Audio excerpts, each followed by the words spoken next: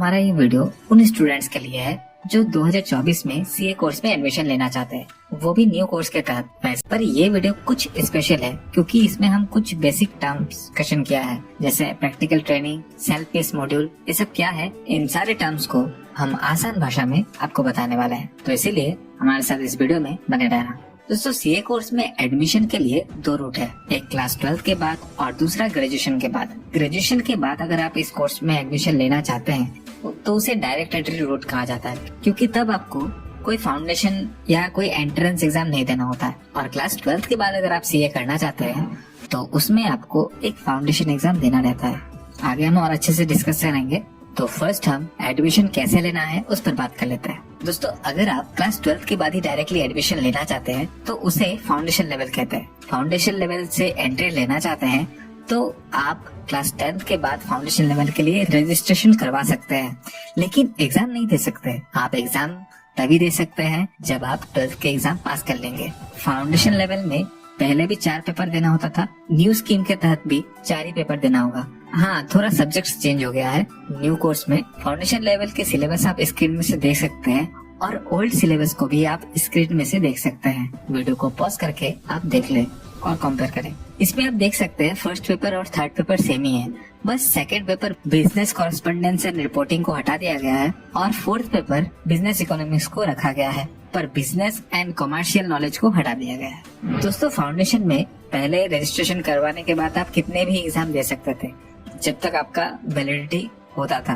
पर अब ऐसा नहीं है। रजिस्ट्रेशन करवाने के बाद आपकी रजिस्ट्रेशन की वैलिडिटी 4 साल ही रहेगी। एग्जाम पैटर्न में खास कोई चेंजेस नहीं है। सब्जेक्टिव और ऑब्जेक्टिव दोनों टाइप के ही क्वेश्चन आपको पूछे जाएंगे। हाँ, पर नेगेटिव मार्किंग होगी। एक रॉन्ग आंसर के लिए 0.25 माइनस होंगे। पासिंग मार्क्स में चेंजेस किया गया है। पहले जैसे हमें 40% मार्क्स लाना था एक सब्जेक्ट में और सारे सब्जेक्ट मिला के 50% होना चाहिए था, पर अब हर एक सब्जेक्ट में आपको 50% मिनिमम लाना ही पड़ेगा, तभी आपको पास माना जाएगा।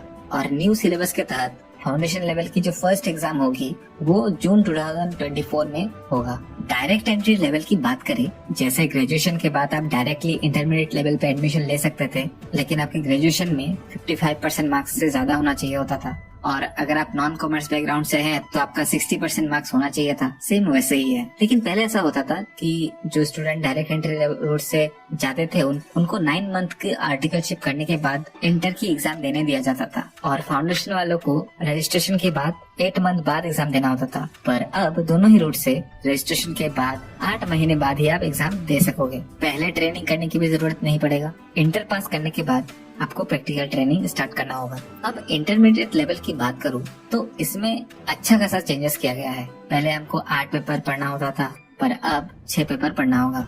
पर इसका मतलब ये मत समझ लेना कि कम पढ़ना होगा, ऐसा बिल्कुल नहीं है। मैथ तो पहले जैसा ही करना होगा। आप सब्जेक्ट्स को स्क्रीन में से देख सकते हैं, क्योंकि सब्जेक्ट्स बताने लगेंगे तो वीडियो बहुत लंबा होगा।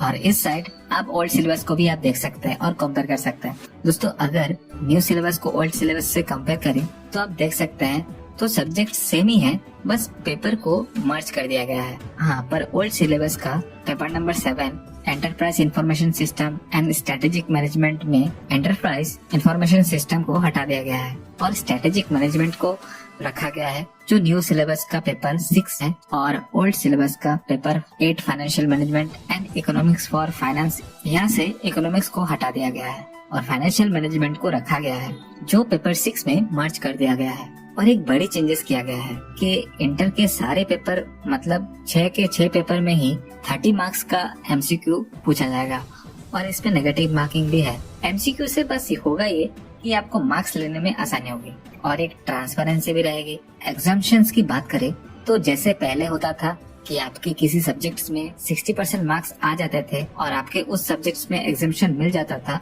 आने वाले 3 अटेम्प्ट तक, और बाकी सब्जेक्ट्स में 40 मार्क्स लाने से हो जाता था। बस टोटल में 50% आना चाहिए। अभी भी सेम वैसे ही है, पर एक छोटा सा चेंजेस है कि पहले 3 अटेम्प्ट तक एग्जाम्पशन मिलता था, अब आप इसको आगे भी फॉरवर्ड कर सकते हैं। बस कंडीशन ये रहेगा कि आपकी बाकी सब्जेक्ट्स में 50-50 मार्क्स होना चाहिए। अब दोस्तों, आर्टिकलशिप या प्रैक्टिकल ट्रेनिंग की बात कर लेते हैं, मतलब पीटी। दोस्तों, पहले इंटर के एक ग्रुप क्लियर करने के बाद पीटी के लिए जा सकते थे, पर अब ऐसा नहीं है। अब आपको इंटर के दोनों ग्रुप क्लियर करना होगा, तभी आप प्रैक्टिकल ट्रेनिंग के लिए जा सकते हैं। और अब सबसे बड़ी चेंजेस यही है कि 3 साल के ट्रेनिंग की जगह 2 साल का ट्रेनिंग कर दिया गया है। और पीटी स्टार्ट करने से पहले आईटीटी और ओसी कंप्लीट करना होगा, उसके बाद ही आप 2 साल का प्रैक्टिकल ट्रेनिंग स्टार्ट कर सकते हैं। ये पहले भी ऐसा ही था। उसके बाद जब आप पीटी कंप्लीट कर लेंगे, उसके बाद आपको सेल्फ पेस्ड मॉड्यूल कंप्लीट करना है। इसमें कुछ वीडियो लेक्चर होंगे और उसके बाद उसी के बेसिस पर आपको एक एग्जाम भी देना होगा। उसमें आपको मिनिमम 50% मार्क्स लाना होगा और पास तो मस्ट आपको करना ही है। उसके बाद आपको एडवांस आईटी और ओसी करना होगा। उसके बाद से 6 महीने के बाद आप सीए फाइनल एग्जाम में बैठने के लिए एलिजिबल हो जाएंगे। अब ये सेल्फ पेस्ड मॉड्यूल क्या है जान लेते हैं। इसमें बेसिकली 4 सेक्शन है, set A B C D. आपको ये चारों सेट्स क्लियर करना होगा। Set A corporate and economic law और set B strategic cost and performance management. ये दोनों कंपलसरी है।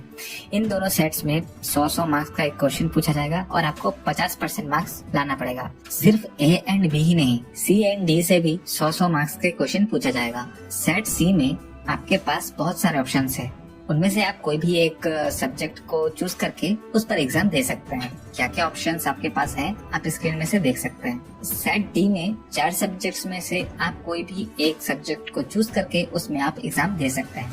और दोस्तों आपको इन चारों का ई बुक इंस्टीट्यूट के साइट में मिल जाएगा और उसके साथ सिर्फ set A and B physical book आपको मिलेगा। अब इन सारे स्टेप्स को कंप्लीट करने की 6 मंथ के बाद आप फाइनल एग्जाम के लिए बैठ सकते हो। और दोस्तों इस न्यू कोर्स में एक बहुत ही अच्छी घोषणा किया गया है। जिन्होंने अपना इंटरमीडिएट का दोनों ग्रुप क्लियर कर लिया है और उसके साथ साथ 2 साल का प्रैक्टिकल ट्रेनिंग भी कंप्लीट कर लिया है, उनको BAA सर्टिफिकेट मतलब business accounting and associate certificate दिया जाएगा। और लास्ट स्टेज CA फाइनल, यहाँ भी कुछ बदलाव किया गया है। अब आपको फाइनल में 8 पेपर के बदले 6 पेपर ही देने पड़ेंगे और फाइनल में भी आपका 30 मार्क्स का ऑब्जेक्टिव एंड 70 मार्क्स का सब्जेक्टिव क्वेश्चन पूछा जाएगा। सब्जेक्ट्स आप स्क्रीन में से देख सकते हैं। अब जब आप एग्जाम दे देंगे और पास कर लेंगे, उसके बाद क्या, पास कर लिया तो CA बन गए और फिर मेंबरशिप के लिए अप्लाई करो और अपने नाम के आगे CA लगाओ। दोस्तों आई होप इस वीडियो से आपको कुछ इन्फॉर्मेशन मिला होगा। अगर वीडियो अच्छी लगी हो तो अपने दोस्तों के साथ शेयर करें। वीडियो को लाइक और चैनल को सब्सक्राइब करके आप हमें रिवॉर्ड दे सकते हैं।